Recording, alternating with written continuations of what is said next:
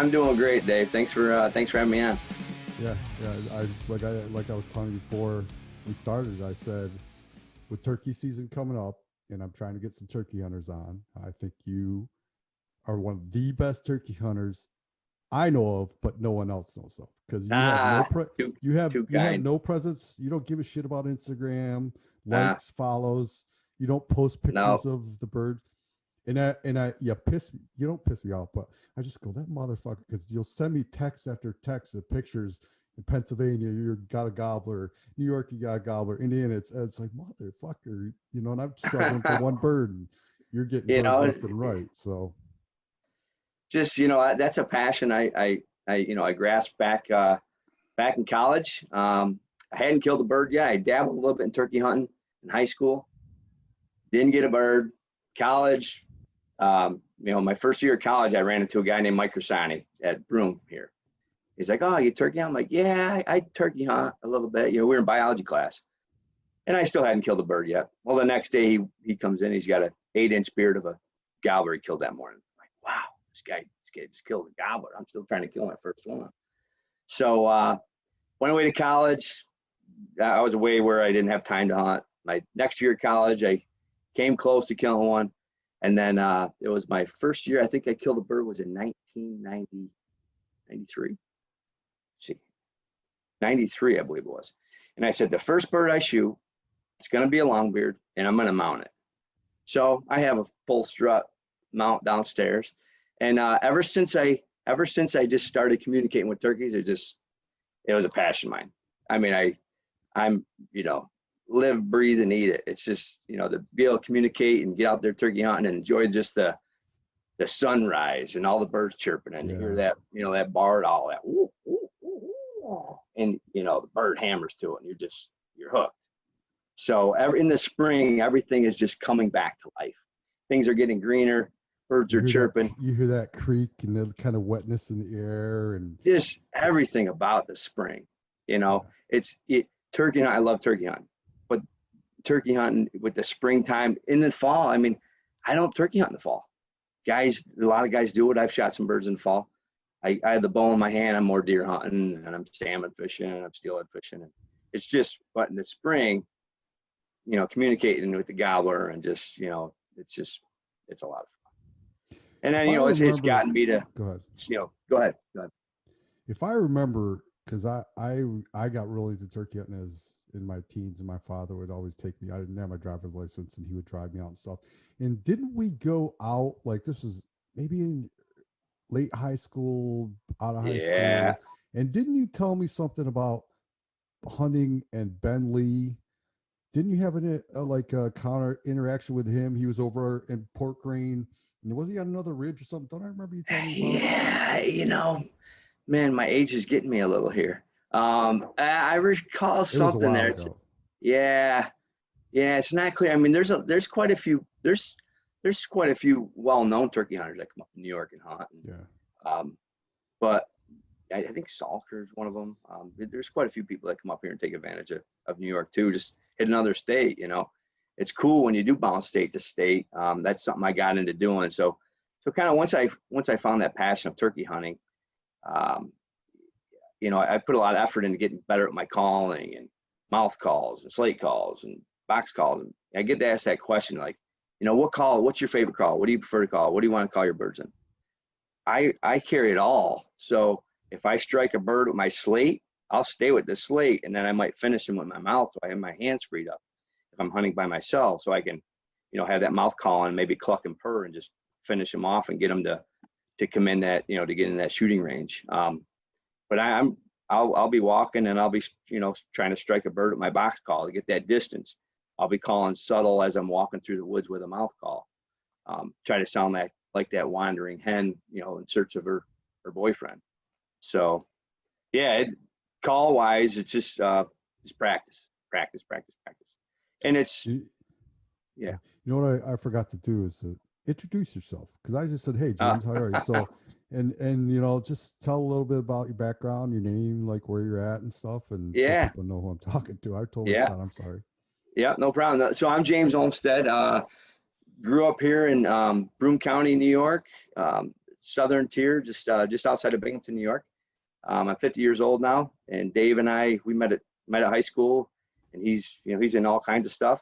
So turkey hunting is one of the things we've done together, and now you kind of strictly do that with Bo.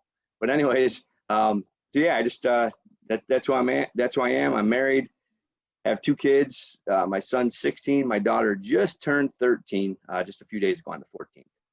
So and my son shares in that passion. He's, as you know, I sent you some pictures. He's halfway to a Grand Slam. He's got the tough one out of the way. He's got the Florida Osceola out of the way.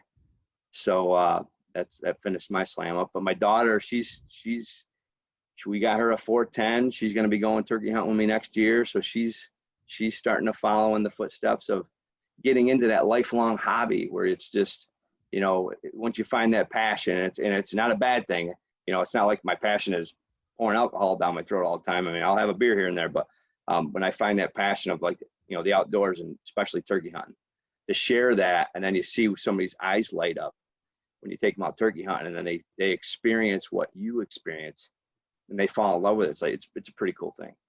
And then to see them carry it on and want to, my son, I was getting my turkey calls and stuff out today, and he's running. He's like, I still have it, Dad. So yeah, so it's a lot of fun. When you talk about that eyes lighting up, that's all. Anytime I think about you and turkey, that's the way you are. And I think about how you just did the owl, barred owl. Oh yeah. I'm just like, when a guy can make those sounds with his mouth, he's really passionate about it. And you're one of the few people I know that can do the owl, and you'll be talking about the hunt, and you'll be like, then go, then you'll throw out a gobble. Yeah, yeah. Like, I struggle with all that. You it's, I've watched people do it. I'm like, wow, they can do that. And, you do the barred owl, and that's all I have ever used. I had one of those barred owl type calls, and it didn't sound right to me. And it's just, I use my voice. Ooh, ooh, ooh, ooh, ooh. And I'll cup it and I'll throw it, and just to get a bird to shock, and I'm, for those that can't see or hear, he doesn't have a diaphragm in his mouth right now. Just so you know. So I've had to, sometimes I've had to use my voice like that. I'm like, I remember one time, like, what's my call? I set it down, and I'm using my voice to try to get a bird going and, finish it off. Or, yeah, it's fun. A friend of mine who passed away actually last year, he was a big time turkey hunter, 43 years old. So, your podcast is called Don't Be Mediocre. And my mom's like, you got to do all things moderately. And I'm like, Mom, if I did everything moderately, you couldn't be great at something. You couldn't, if you like something, man, go all in. If it's good, if it's good, and if you have the time and you can do it with a balance, put a lot into it. You'll get more out of it. It doesn't have to be killing birds. Just you'll get more enjoyment out of connecting with nature, and and then the love that you have to share it with the next person. And then when you see that, you plant that seed, and then you see that take off. So, and a friend of mine who was passionate about turkey, and I swear he was half turkey. His calling was phenomenal. And we were planning on wanting to do a trip. And I'm like, yeah, we got to do a trip. We have to do a trip. And I'm like, he passed away last year. He's 43 years old. Brock Ryle, friend of mine. And oh yeah, friend of yours is my neighbor.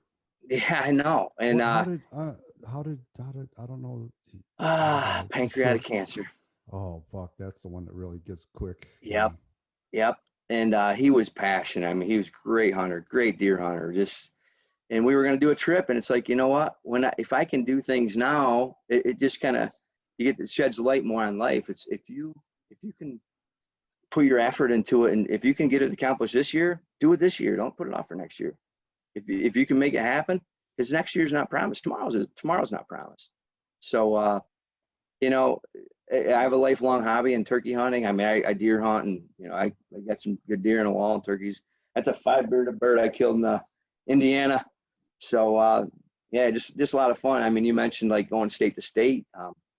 Buddy and we got into that. He's like, hey, let's go to Missouri. Okay.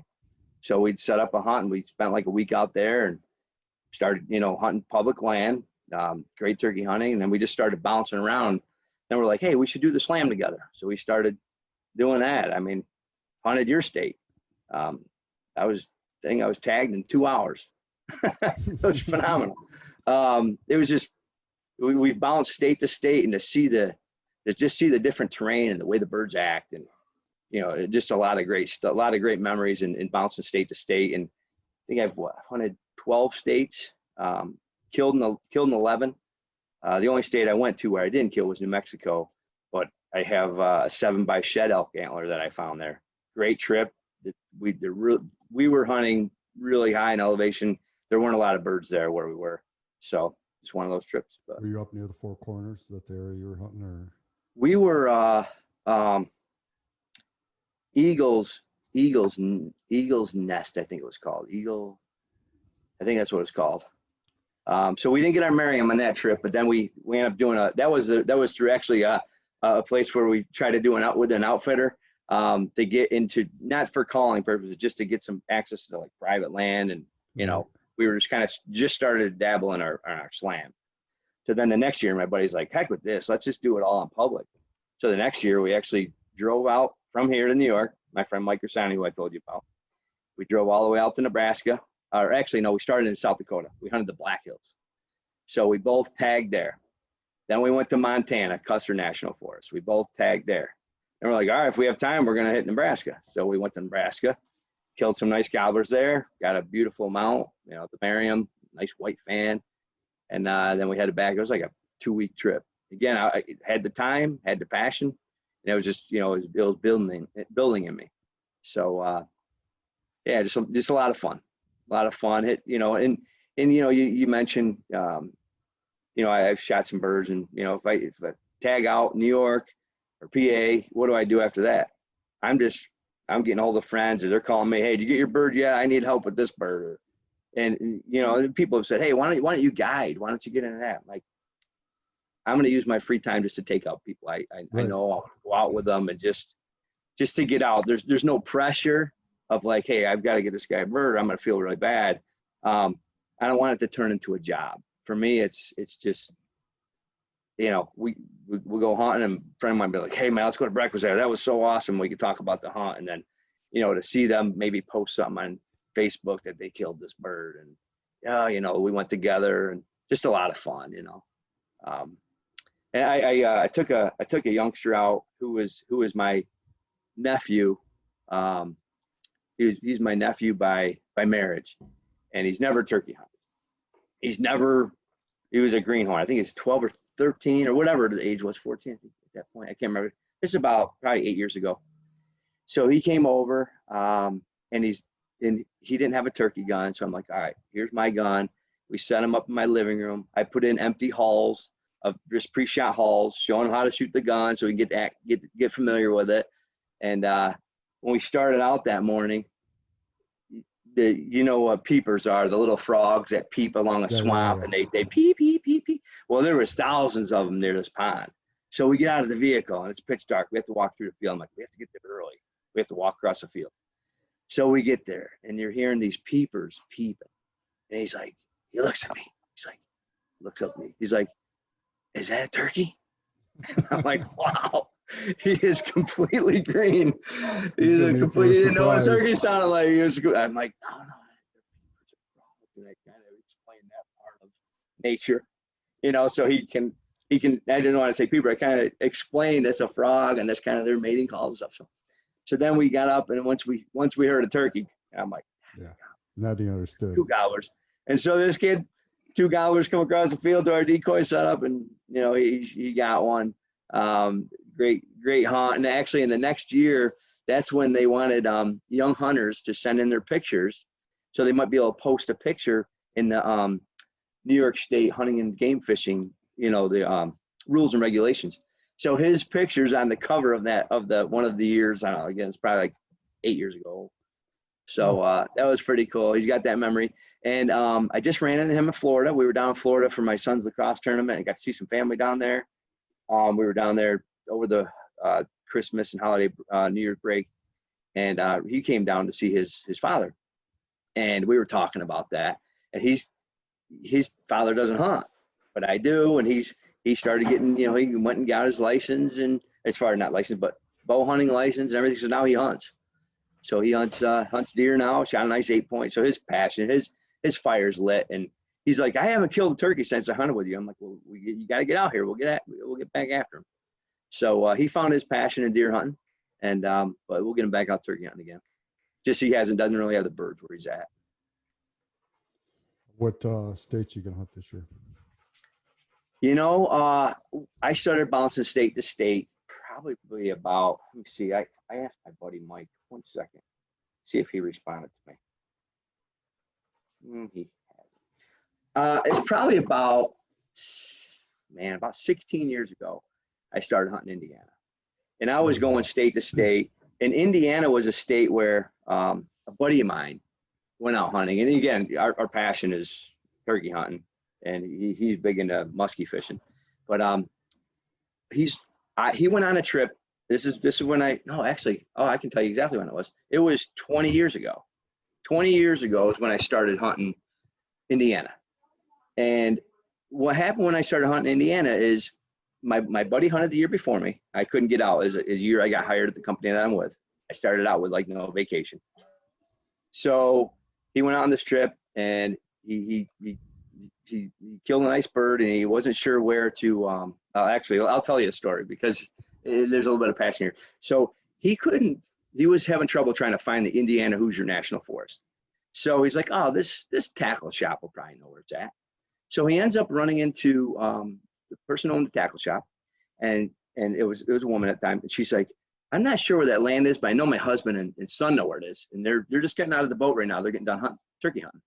So they came up, and he's like, I'm not sure where the land is, and the father, I guess they had to go to a viewing or something, but the son's like, hey, I'm not much on turkey hunting. I'm not much on calling. I like hunting. I just can't call them.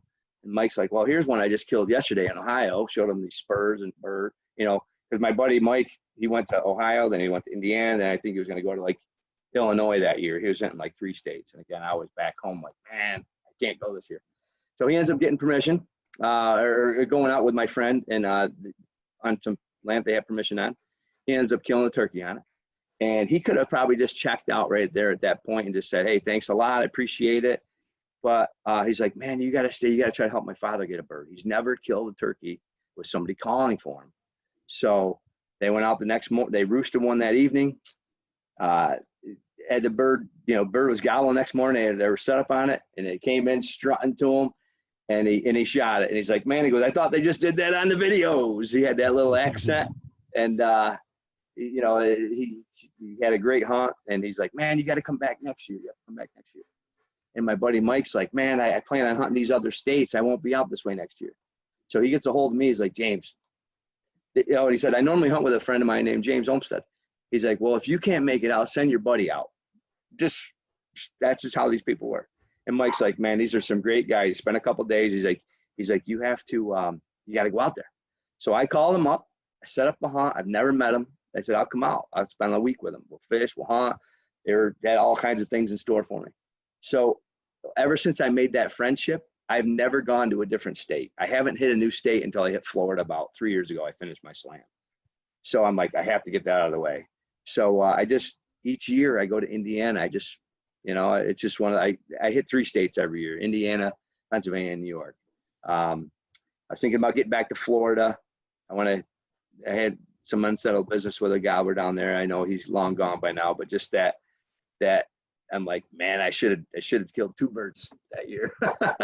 We went on a hunt down there. So right now my plan is, and it will continue to be, try to hunt Indiana every year. I have friends out there. It's a way I get to go see them. It's not just the turkey hunting. We go fishing, we go golfing, we do fish fries, we have campfires. It's just kind of everything about that. And I have friends that I go out, I deer hunt too, but I'd rather take my trip in the spring. So if I could pick one trip, it's a spring trip. So speaking of plans, let's talk some turkey hunting. Yeah. As far as strategies go, I think probably the number one issue turkey hunters have is probably a gobbler that hangs up. Yeah. He'll sit out there and he'll gobble and gobble and gobble. And there could be like a little creek or something, or he just doesn't want to come. Yeah. And I know you've dealt with these strategies before. What are some of your ways of getting a bird that's hung up, staying in one spot, gobbling. He'll strut back and forth, but he's not budging. What is Yeah, something well, that you just would what call? you're pointing out there, when you have that bird going back and forth strutting, they won't. If you if you hear these drifting, you might be able to give that call and slip up 10 or 15 yards. You might have that chance of busting them, but sometimes you have to be aggressive to kill that, to kill that bird. Some other things is you've got that bird that's, he's in that strut zone. You have to get him so antsed up to, he's got to come look. Like, you're showing interest. I've drifted away calling to him and get him to gobble, and then I'll slip back to where I was or slip up a little closer, and it's a silent game. And then all of a sudden that gobble's getting a little bit closer. It's like, where are you? Why'd you shut up? This is when you're on your own. If you're by yourself, I've done that to try to sound like I was drifting away. I hurry up and bump back and do a shut up game, because he's pinpointing where my calls were. And, when you're working a bird, you're trying to throw your calls, but they kind of, they pick up on exactly where you should be. And, if you can walk away, and you're kind of doing a little bit of everything. You're scratching the leaves and calling and working yourself away like you're just a feeding hen now. It's like, hey, I'm over here. If you're that interested, come on over. And then if you can bump back, it might be a silent game. He might not come in gobbling. He might just come in looking like, where is she? And he's looking beyond where you should be shooting from. So he's looking past where your calls were, not to where you presently are. That's one way. I've done mock fights, and I've had birds come running in. It's like, I've found like a couple of hens and threw out a gobble. My son's pretty good at throwing the mouth gobble out. I've done some mock fights. I remember calling for a buddy of mine, and we had the same situation. The bird was hung. And I did this fight behind him where I'm taking a wing and I'm fighting purrs and flapping all around, making a racket. And a bird ran past him on a dead sprint to me, and he missed it. He shot, he swung and missed it. The bird was running, 15-mile-an-hour past him. He was like, what the heck? This bird's hung for an hour, and you do this fight, and he comes flying, bursting in like that. A couple things like that I've done. The silent treatment, like I said, that's a great strategy. And then, if he's hung, maybe he has some hens. If you can get those hens talking to you, that's who you want to try to call on at that point. It's hard for a gobbler to leave a hen at his side for one in the bush that he's not, Right. he can't see. Right. So, but if you can hear that hen calling, mimic her exactly what she's doing. And if you get her responding, she'll if there's a flock of 15 hens and one gobbler or 3 gobblers, whatever, he's coming. He's going to be following. He's generally going to be last. But all those hens and all those eyes will be coming through. But yeah, that's another great way. Just if you know they have hens, call it a hen. Yeah, I know they have that half strut going on and just trying to catch up. Oh yeah, yeah. When they come in looking like that, yeah. Some of these hunts you can just think about, how wild they were. I remember this one time I got out and hunting this lease land that I was a member of, and I got out. I get to a high knob in the morning, just try to listen to see if I can hear a bird go after. And I heard a bird across the road on this private land, distant gobble. It was like I'm up on one hill and it was down across the road and up on another. It's the only bird I heard. I'm like, man, the only bird, it's about a 45, 50-minute drive just to my house. Now, if I have to go to another spot, I still have another half hour beyond that. So this was kind of an isolated spot where I could hunt. So I'm like, well, yeah, I hear him gobbling. I don't hear any hens. I can hear him. You can hear hens from a distance. So I just started calling to him. And I'm like, well, who knows? Maybe he'll end up on my side. So I was throwing calls to him. And then I just started working my ridge, just started walking completely away from that bird. And then as I just got to a spot where I'm just listening, blue crow calling me and try to shock one. And all of a sudden there's a gobbler back where I originally started calling. I'm like, and he heard me call. I threw a call, and this bird's on a dead sprint. I actually got that kill on video on I had attacked the camp. But that was unbelievable. I'm like, that bird came 3/4 mile, So just for something like that to happen where this bird was, and it was it doesn't matter what you shoot, but it was a 3-year-old. So I was like, hey, this bird came in like it was the first hen he's ever heard, and this is like mid-season. So that was pretty cool. It's funny how when you just move your position you know, Oh, a I mean, couple, I'm couple you, yards, even maybe 50 or 100 yards, and all of a sudden that's all it took. That's yeah, all it took, and and you're next thing you know, sounding they're like already that running. real hen too. You know, Yeah, you have to add that realism to your calling. So it's not just the calls. It's not, you know, it might be the call and a scratch of a leaf or you know, moving a little bit. I've had birds hung and I've kind of moved a little bit, and then I'll kind of end up where, you know, you have to move around. If you're just stationary, constantly calling, like, yeah, I'm not sure, because that gobbler is not just stationary. and they So played you're that kind of, thing. They know that thing. yeah, yeah, you've got to move around and get, you know, sound like that real hen. They're not just going to sit there and call for 30 minutes, 40 minutes. You know, they're going to move One of the around. things when you talk about realism, we haven't hunted in a while, but the last times we hunted, and one of the techniques I've used that you did was raking the leaves, and I was like, what? And I was like, no shit, I Oh never thought about yeah, that. But do you her still birds are hammered to that. you carry around a wing, don't you? Or you did? Yeah, yeah, yep.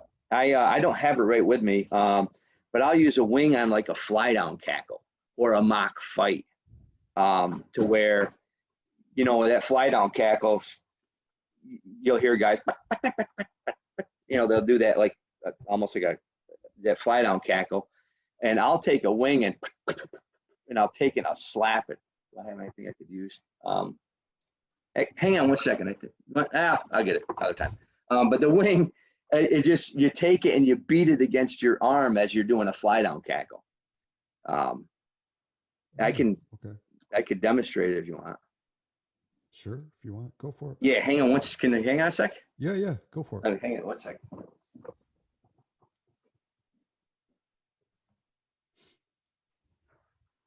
James is going to grab his wing.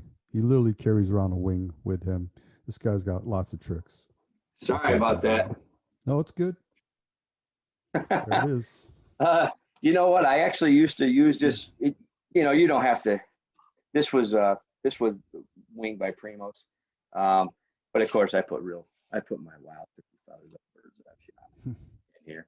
But it's pretty beat up, and it should be beat up because I actually use it, and feathers will break, and I'll put new ones in it. But it's just a way to put that realism.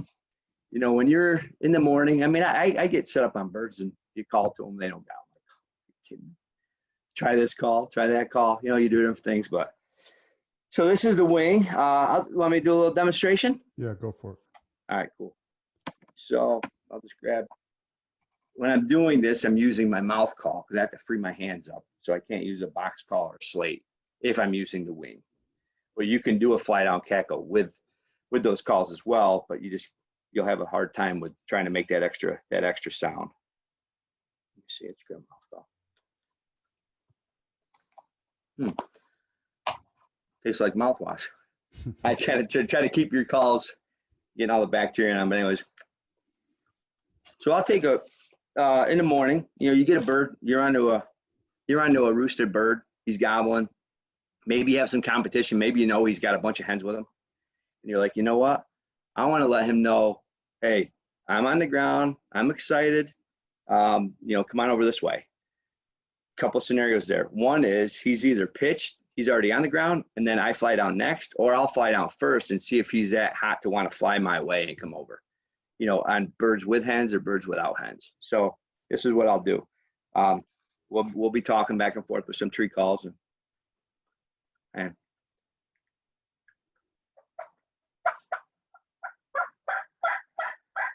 I might be calling to him back and forth. Here's my fly down cackle.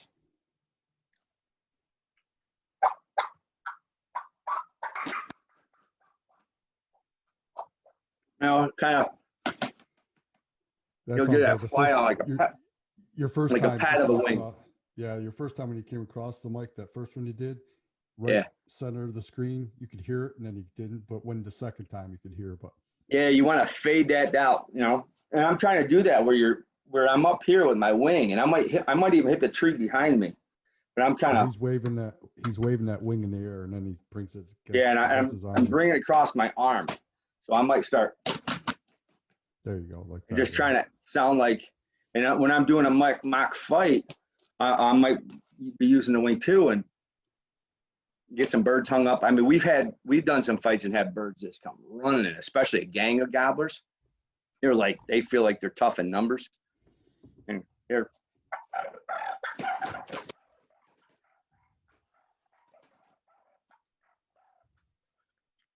So a little bit of that.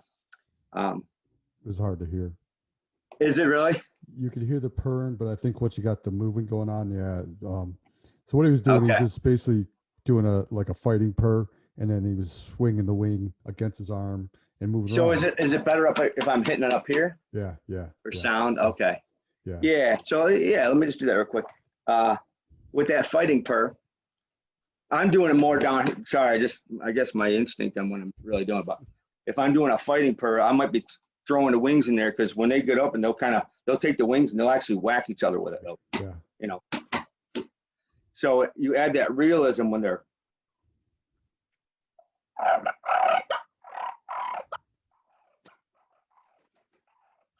And you make a ruckus like that, and if you sound like some real hens or gobblers fighting, it might make all the difference. I found it they're either coming in, or they might be like, I don't want to hang out with anybody like that right now. They might drift off. But you're working with a different situation, each time. You just never know, what that temperament of that gobbler is at the time. It might be the last 30 minutes you have, and you're pulling out all strings at that point. So. What about so going back to a hand up tom, and what is like I've used the key. That is the one call that's worked for me, that's brought in hens. A lot of times I try and fight with them and stuff, and you'll hear the hens and yelping back, and then next thing you know, the gobble's farther away, and then the hens are going, and it almost drives. I don't know. They seem to go away, but when I've used the key, I've literally had hen coming in looking for, and then because the key. I mean, it's generally a younger bird keying in the spring. It's kind of in the fall. That's kind of how those poults start out talking, and they'll kind of do that key. I don't do a lot of keying in the spring. I should probably add it. Seems like when I try to key on some of my calls, I might get a little higher pitch, or I need to add it more to my calling. I do use it here and there, but it seems like depends on where I'm hunting the situation. If I'm hunting pressured state land birds, I'm always calling less. Less is more there. Less is better. It's more set up, you want to be where the birds are going to go. You can be the best caller in the world. If a bird doesn't want to go that direction, they're not going that direction. Learn the lay of the land, call, subtle call, get it slipping tight, have them looking to where you were, those type of things. So, but the key, I mean, that's a huge way they know how I'm in the fall too. But I'm hearing guys, using the calls, using those keys in the spring, especially because they don't hear it as often. So it might be just that call that you need at that point. I've done it in the spring. That's the one. Yeah, it might be just. I haven't had a whole lot of success calling gobblers and hens away from gobblers, but the one call that has worked for me has been the key. Yeah, it just seems to deal with that motherly instinct in the hen, and pulling the hens in is the key with gobblers that are henned up. I mean, I've killed some birds where I've pulled the gobbler away, but I was also on that bird all day, and that hen was just like, he'd stay with her. It was like, finally, I think after 6 hours of following her around, and I was tailing along and keeping them answering me, and finally he's like, you know what? I'm gonna go check this hen out. She's been bugging me for 5 hours. I'm trying 5-6 hours. And I'm trying different setups, and finally I pulled him away enough to to shoot him. He's like, he gave up on her. Said, and she also seemed like she was more in a hurry. That was early afternoon. I'm sorry, it was before noon. But she was at that point. She started really traveling. I think she was heading for a nest. He's like, all right, I want to go hang out with someone who wants to hang out with me. So one thing, being persistent.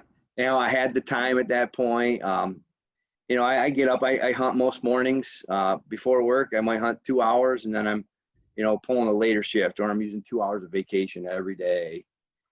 Even when I'm going out with friends, people are like, you have time? Like, yeah, I got time. I kind of slotted about 14 days to hunt, and I might break them up into half days so I can hunt 28 days, you know? They that's the one thing.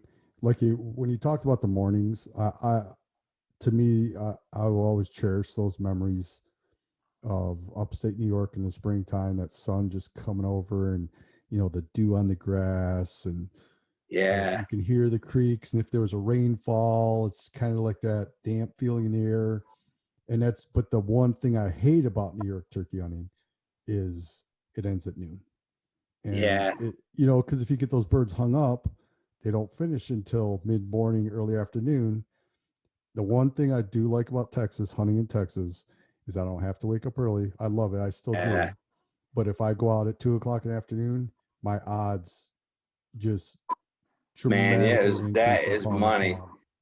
cow. One piece of advice I can give hunters is don't just go out. If you can hunt till noon, hunt till noon. If if you have that 5, 6, 7 hours to be able to hunt that day, hunt right till noon. You'll be surprised what happens late morning. Guys go out, they're henned up. Birds were gobbling, then they shut up. If they stayed out there, you might be surprised how good the action can turn on at around 10 o'clock. And then in states, that maybe you only have a few hens, and the hens start to leave, and they start to, be a gobbler, starts to wander and start, might be more susceptible coming into your call at that point. The other thing is while you're out there, you don't know what's going on in the next ridge over, where all of a sudden you've got a bachelor who doesn't have a hen, and now he's traveling. He's looking for that hot hen, and you might be the ticket if you stayed out there. So not only that, it's just everything what the spring has to offer. And I mean, if you have the time, just try to stick it out. And I know there's a lot of states that offer the all day hunting, or they hunt till 1 or 2 o'clock. Like Missouri, I think is till 1. But I hunted Indiana's all day, Texas is all day, Montana, New Mexico, they're all day. And you are money to say that. And a lot of guys will, they hunt that little bit of morning. There's a lot of gobbling going on in the morning, but you'd be surprised what happens noon, 1, 2 o'clock. The hens are on nests, the gobblers all alone. I mean, you can have some dynamite hunts. I love hunting. I think the majority of the birds I've shot here in Texas have been from 2 o'clock on. I've tried a couple in the morning, but the one thing that's really is the reaction time to my first call in the afternoon. All of a sudden, and the one thing I get a lot here is I'll hear that, before they even gobble. My first bird I got here. Oh, the spitting in the tree. Yeah. Yeah, it was in the afternoon. And so my blind was facing out towards this opening, and I had my decoys out in front of me, and I'm calling, and I'm doing the afternoon call, and it's a new spot. So I literally, dude, I was yelping nonstop, just nonstop until I figured I'd get some kind of reaction. So I was just calling. I'd risk a little, call, wait a little, and then just like my yelps would go on for like 10 to 20 seconds, and then I'd wait. So I was calling, and I'm sitting there, and I'll say from behind my blind, I hear they didn't gobble once. Just came in spitting. It was 4 gobblers. Just came in spitting and drumming. Until they got near me, then they started gobbling. But the first thing I heard was the the spitting, and that's the one thing that seems very active in the afternoons too. Is I'll get a quiet gobbler coming in, and the one thing that gives them away is you'll hear them get just in the strut, and you hear that. And then I'm like, whoa, and that sound sounds unmistakable. Yeah, because you might have a bird that's going crazy midday, but then again, you might have that bird just coming into your call silent, and you have to be prepared to hear that sound, and be not be all moving, thinking, well, there's not a bird coming in because he's not gobbling. He's coming in silent.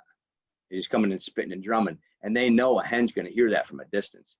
Yeah, and they hear much better than we hear. That a turkey can hear a dog whistle and shock to it, and people will use those as a way of getting a bird to shock gobble to go after and not give up like a location of a crow call to say another hunter or whatever. So they have some phenomenal eyesight, as we know. Yeah. And and their hearing is amazing. Smell, you don't have to worry about If they that. had That's smell, that's a we'd nice never, thing. That's yeah, such a nice forget thing. about it. Game over. Yeah, it's such a nice thing. You put your insect spray if you need to, if you're on that time of the spring where the mosquitoes and stuff are out. But that's what's nice about here in the Northeast is when it's cold or it's cooler early in the season, we don't have to worry about the insects. We do have to worry about ticks, but I was going to say, yeah, the last time I was home hunting, my nephew and I went out across from my parents' house, and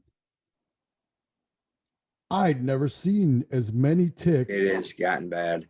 as ever. My time hunting back home, my nephew had some on him, and he noticed because one was crawling on my clothing, and the Yeah. next thing you know, we're picking freaking, and they're so slow moving, but somehow they make it onto your skin. My nephew had one getting ready to embed into his belly. So Oh, yeah, yeah.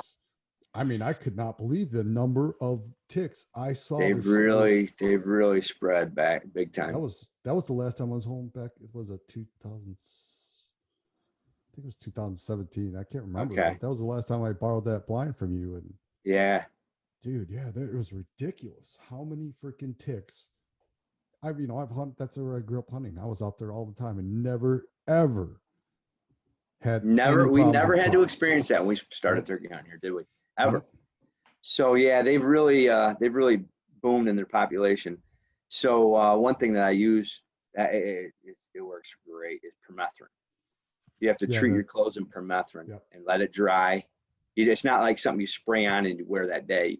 You spray it on, you let it dry. It's got to be dry to the touch before you put it on. But you have to read the instructions on that. If you have cats, I think you're not supposed to use it and stuff. So there's some things.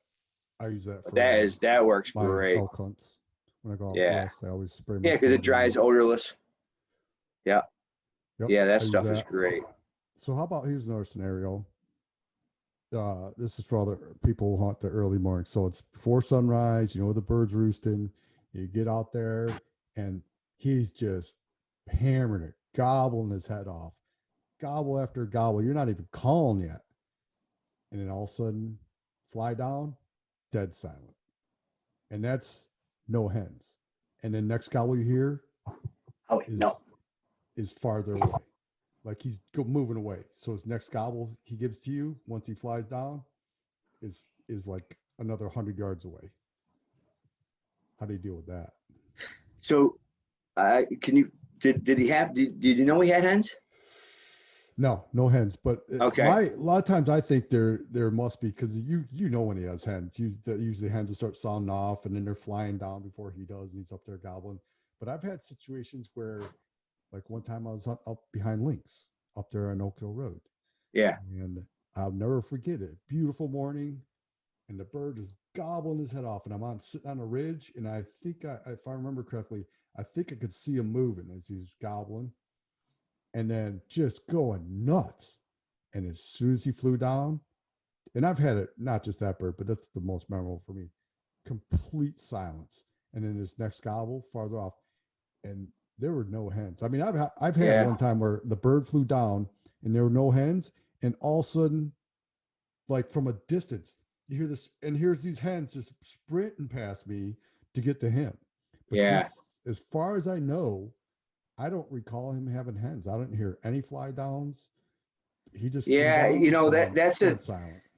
Gobblers have their strut zones. So he may have had the day before, he may have left a bunch of hens over in this particular area. Who knows, maybe a coyote kicked him out and he ended up in a different location, whatever. But a lot of times they want to get back to that area. They want to get back to their zone, their strut zone. And the hens know where those strut zones are too. So sometimes you'll hear a bird pitch, he's in a dead sprint to go somewhere, but then he gets to that area, he might be hanging, and he's calling, and the hens kind of know that's where he hangs out, and that's his little area, and they know where to meet up with him. The best thing to do is take your mental notes. It might not happen today, but hopefully the next hunt, if you don't have the time today, you take your mental note, like he's traveling that way, he wants to go that way. I want to intercept him on his way to that location to pick up the hen. He didn't want to go maybe your way to grab you when he really wants to go that way, because you know, I think he had a date with 5 hens over there the day before. And, you know, and that was his plan again today. So the other thing is if you can keep tabs of him, you can, you know, and your hunting access allows you to follow him 500 yards. You have permission, get to where, especially if he's being vocal enough to where you can follow him, and then put the call to him where he's more comfortable being able to call him in. You might get to that area, you might be able to call him in from that location, or you're all of a sudden intercepting with a hen and he hooks up, maybe hooked up, the hens are already in a field over there and you met up with them. Now your situation again is try to call those hens in, try to suck him into foul. What are give us some examples of your go-to calls? Like, do some calls for us. What are some of the calls that you always rely on that you know are? Man, it's just I mean I've got to a location, I'll take my mouth call. I'm in the fog. I remember this one morning. Nothing. Slate. Nothing. Box call. Hammers it. That's my go-to call. He answered my call, and that's what I'm going to stay with until I get him close, and now I might need to free my hands up and then use my mouth call. So it's whatever I get the bird to gobble to is what I'm going to stay with.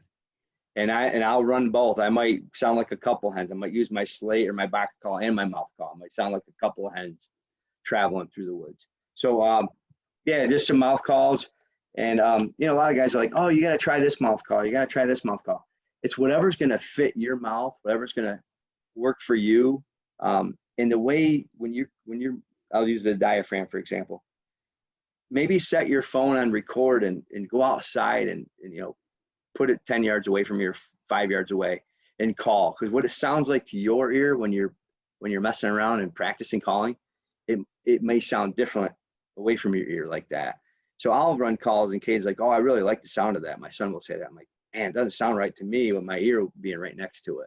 So whatever's getting you the response is what I'm going to say to use. And the only way you're going to know to do that is to practice and do that. But with calling and just in calling in general, it's not always the proper pitch of the call. There's going to be different sounds. You're going to hear some high pitched hens. You're going to hear some really raspy, deep toned hens. It's the rhythm of what you call, the cadence, the rhythm. And I'll usually, when I call, I'll usually, and I'll taper it. It's kind of like I'm just not like, yep. I'm kind of pleading a little bit, adding that little bit of a realism where they start a little lighter, work it up, go down. So I'll just run a couple of calls here for you. That's my mouth call, slate call, glass call, box call, and all the calls work.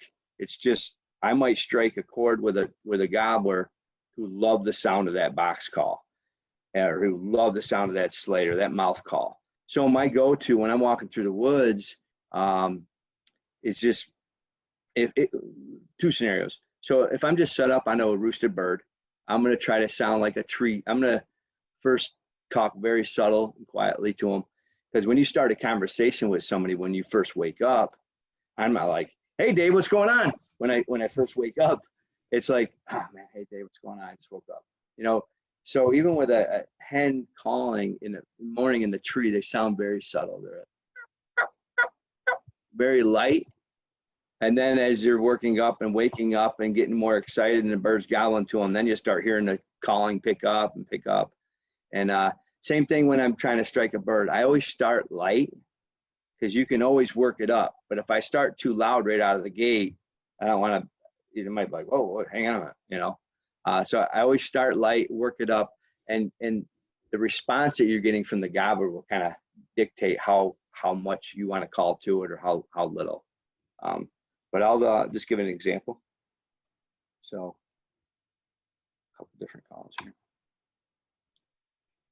In each call has its own little, you know, unique sound. So again, the sound of it, it's more of the rhythm of it.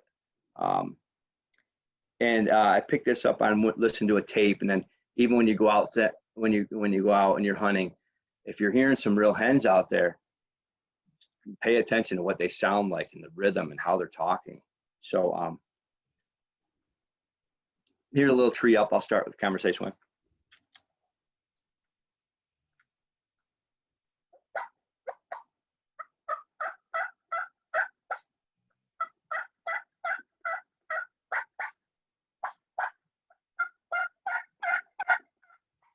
getting louder now, as you can tell. Is it sound louder on the there? Yeah, it was pretty good. A little fade, but yeah, I think Okay, that's me, just my instinct of calling. So I'll direct it forward. Just a little bit different call.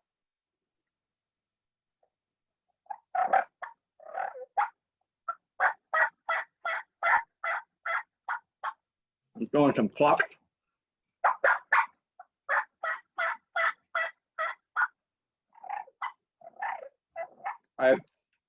Can you pick up on some of the clucks and purrs? Does it come through? Yeah, that sounds good. Yeah, everything's right where you're at.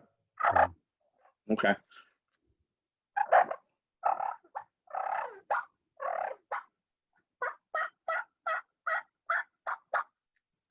So just some clucks, meows. I did the fly down cackle before, and then if I'm wandering through the woods and I'm trying to find it, let's say I get to a spot and it's 10 o'clock and I'm just gonna sound like a wandering hen. I'm walking through the woods. Every 50 yards I'm calling, every 25 yards I might be scratching some leaves, giving a few clucks. You'll be surprised. You'll be calling, walking through the woods, calling like that wandering hen, and you walk 25 more yards and you give a call and the bird hammers. He was listening to you the whole time. You're like, why didn't he gobble 5 minutes ago? He just said, it's like maybe he was coming in to your last call and all of a sudden you went another 25 yards this way and he hammers like, oh, I'm over here. So he's like, I'm right here. So he may have been coming the whole time, just silent. So I'll just sound like a wandering hen midday. I'm not usually one that's just stationary where I'm just gonna go sit in the woods and that works for a lot of hunters. I'm more of a mobile hunter where I'm gonna try to sound like that hot hen looking for a gobbler. And generally what happens in nature is the hens go to the gobblers. Right. So you're trying to do the opposite. So, you can say, man, he doesn't want to come to my calls. If he answered you, he believes you. He believes you're real. He may have plans. He had that strut zone he's trying to get to. Get as close to that as you can. If you can hunt tomorrow, try to get near that strut zone ahead of him. Don't get roosted. So don't get so tight to where he's roosted. Get to where he wants to go to. That's always a key is setup. Setup's key. But let me just run these calls. I was just some yelping.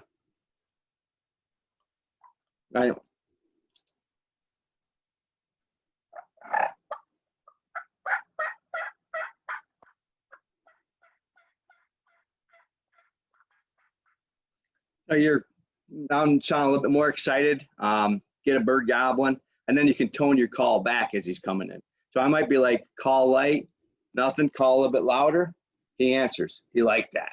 Or it's like he heard me the first time, but now it's just I jerked that gobble out. He's like, man, she sounds hot. So you get him to gobble. That's that. Here's a couple different calls. This is a glass call. Again, you got to use whatever works for you. Different strikers on the calls are going to sound differently, and then also where you strike the call is going to sound different. So you'll have to practice that on your own.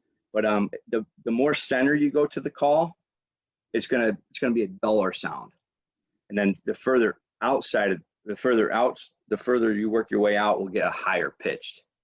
And I tend to like the higher pitch, just a personal preference. But I'll start light.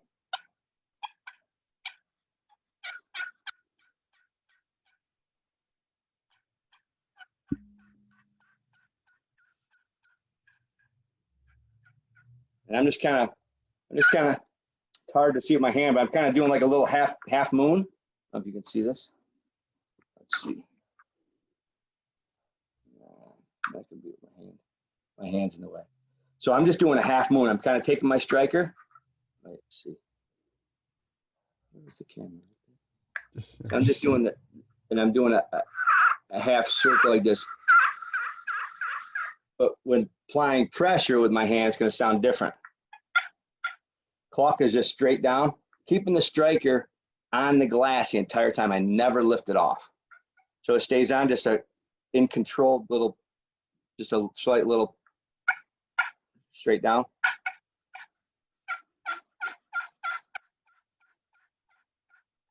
And you'll kind of hear I'm like, I'm working it up and then I kind of tone it down. So if I'm having a conversation with you Dave, I'm like, how's it going, Dave? I'm like, hey, how's it going, Dave? And I might tail off my count. It's just the same thing. The turkeys, the way they talk, I think it's all the same. So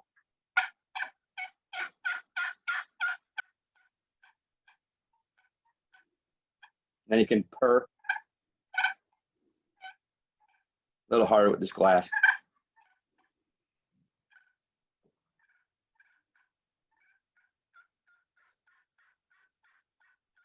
I don't know if you can, that sound all right through there? Yeah, it sounds, you can hear it, but it's muffled. But I think maybe because it must be something to do with the pitch on the microphone. What about over in here? Yeah, it's and like, I can do it without looking at it because you're just, yeah. And when you get comfortable with it, you won't need to look at it. You just kind of, just turns into part of your hand. You're kind of watching. So that's that. Slate will be different. It'll be different as well.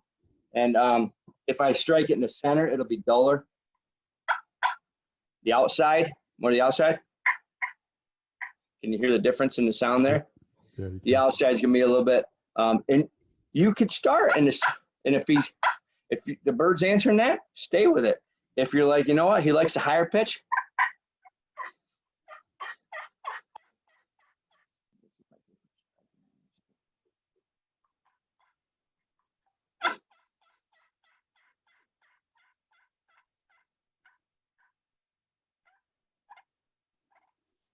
Can you hear that?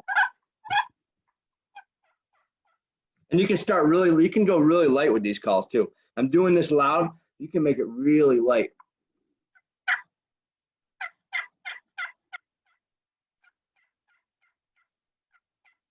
I'll be working a bird, and as he's coming, I'm trying to settle my calls down too. I'm also making him guess that I'm further away.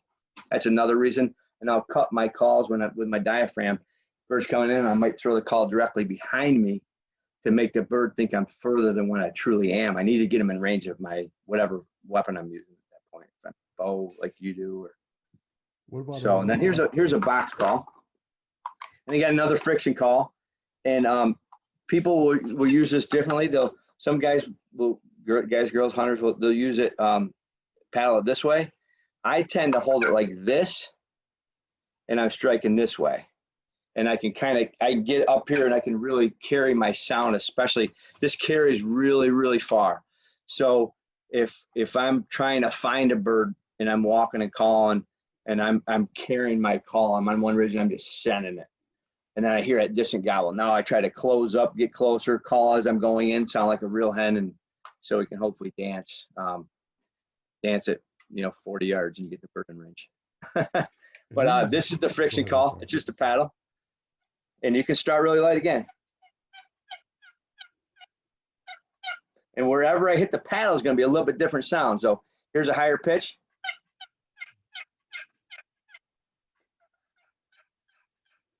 Hear a difference in sound there?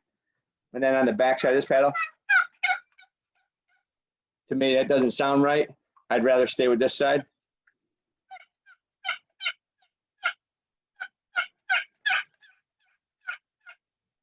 It's probably pretty loud. I'm not sure how that comes through. Yeah, it's good. It's yeah, I think it's just something to do with the mic, but you can hear the calls, but it gets muffled. You okay. Can still hear you can hear the pitch.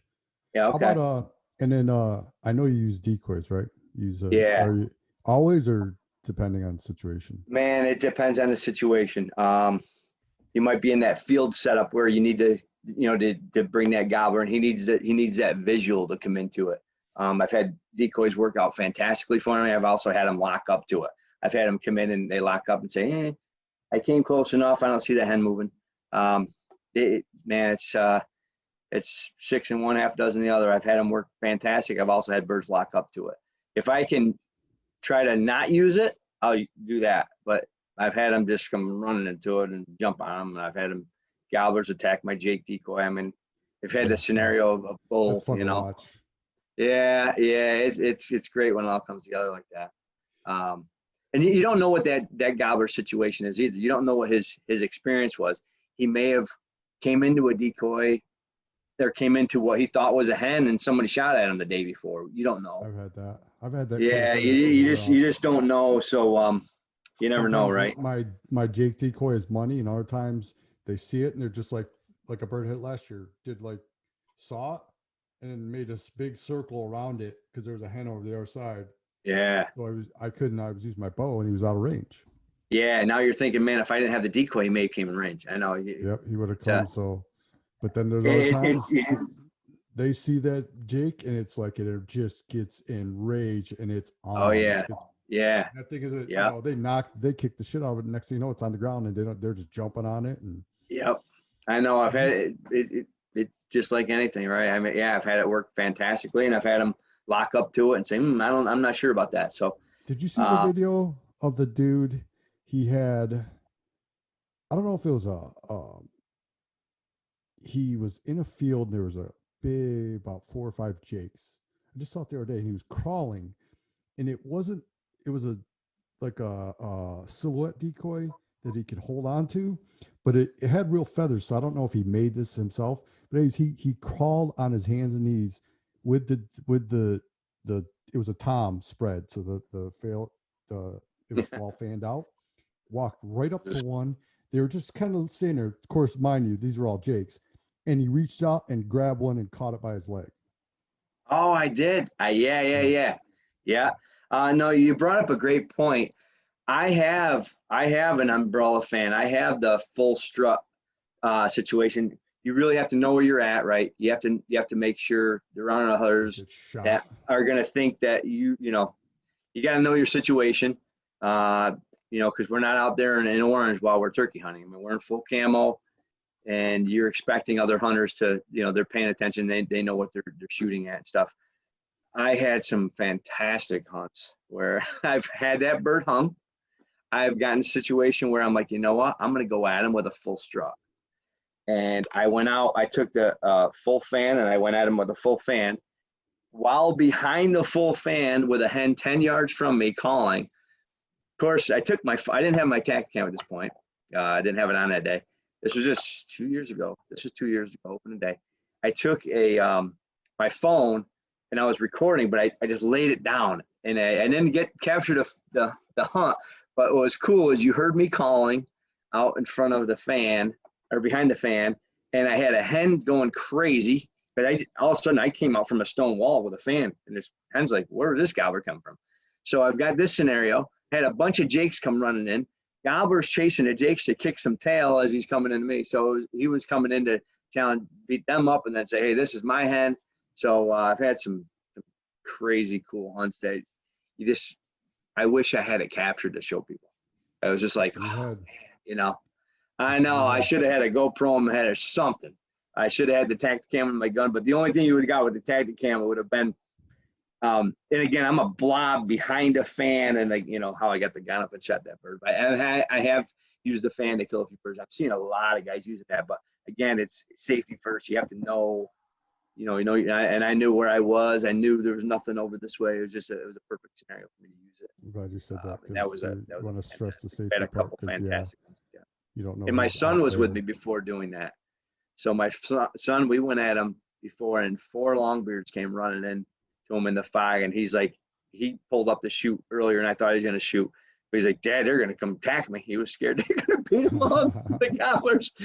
So we've had some fun times. Yeah.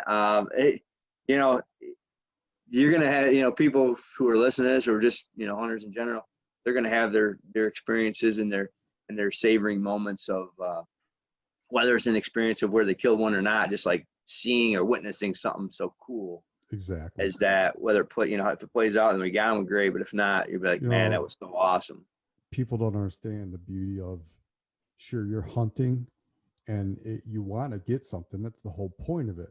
But at the same time, there's memories you cannot replace. Like I talk about the early morning in New York, those cool, crisp mornings, and you can, like I said, the dampness and the dew on the grass and seeing the sunrise and hearing the songbirds. You don't get that unless you're out. No. Story. No. This year, it's not just this year, but this year especially. Again, I told you I lost my one turkey hunting buddy, and in November, and he would have just, in the fall last year, and the first spring that he missed would have been this past spring, 2020. So I shot a bird. I think it was my birthday, 13th, I think it was. And after I shot the bird, I hung out for probably an hour and a half in the woods. I took some pictures. The sun, it was a cold morning, foggy, and the sun finally baked all the fog off, and it was just getting nice and warming up. And an owl came and swoops into a tree near me, and I get to, check this owl out. And, I take a snack, and I don't want to just shoot my bird and walk out of the woods. I mean, I like to hang out too. It's not just about, I mean, I was fortunate and shot a bird that day, but I'm like, man, I was planning on hunting until noon today, and I shot at 8 o'clock or whatever it was. And I'm like, I'm really not ready to go back home yet. So I wanted to, enjoy the outdoors, and I had my snack out there, and then the sun's starting to hit you in the face, and it's warming you up, and you're just like, enjoying all of it. It's not just the turkey part of it. It's everything about the spring. And well said. Like, I'm glad we caught up. I gotta end this now, but yeah, like I said, I wanted to have you on because you are one of the best turkey hunters I've ever known. You're always consistent every year, and yeah, people, you're kind. as they've heard, when you find someone that loves turkey hunting, one of the things they do is they are very good at imitating. They'll tell you a hunting story, and they'll use the calls with their mouth. And as you Yeah. heard James, half this time when you heard him calling, he was just using his mouth and his owl, and it just, and they love it. You could tell, and that's why I wanted to have you on, because you're very passionate about it. Well, thanks for having me on, man. There. Hey, before we go, Yeah. what's your Instagram handle, Facebook, so people can start. You know what? I'm on Facebook, James Olmstead. Instagram, I think I'm James. I'm not a big guy in all this, so this is what I'm talking about. He doesn't give a shit about it, but my son goes, you have like 15 followers, Dad. I'm like, yeah, I do it more to my son and this and that, but yeah, honestly, I don't even know what my handle is. That's how you're gonna find it. James Olmstead 37, I think it might be. I don't know. I'll put it. I'll tag you, and when I post this, because I just created an account to create an account way back when. And, so don't go there expecting to see pictures. I do more of looking for stuff on there. It's all pictures of his son playing lacrosse, but I'm here to tell you, he may not be big on Instagram posting pictures of all his kills and his hunts, but this guy is legit. He's really like I said, one of the best turkey hunters I've ever known, and he takes it serious, and he has a passion. How some of us hunt, like for me, elk has become my passion. Turkey is second. Yeah. And you just think about it 24/7, and you're thinking, where are you going to hunt this year? And you're planning and picking spots, and so getting new calls or it's always a year-round obsession, but it's good. It keeps your mind active. So I mean, what you put into it, you'll get out of it. So you'll get better at whatever you put your passion into. This is no passionate people. All right, dude, it was good catching up. I'm really glad we did it's great talking with you, Dave, and we'll be in touch. You gotta get back to New York so we can get after some birds. We'll try and make this an annual turkey hunting special. We'll do this every year for the podcast. Sounds great. Awesome, dude. Have a great day, man. I'll talk to you later. Great catching up, Dave. Talk to you later. See you, dude. Bye. All right, see you.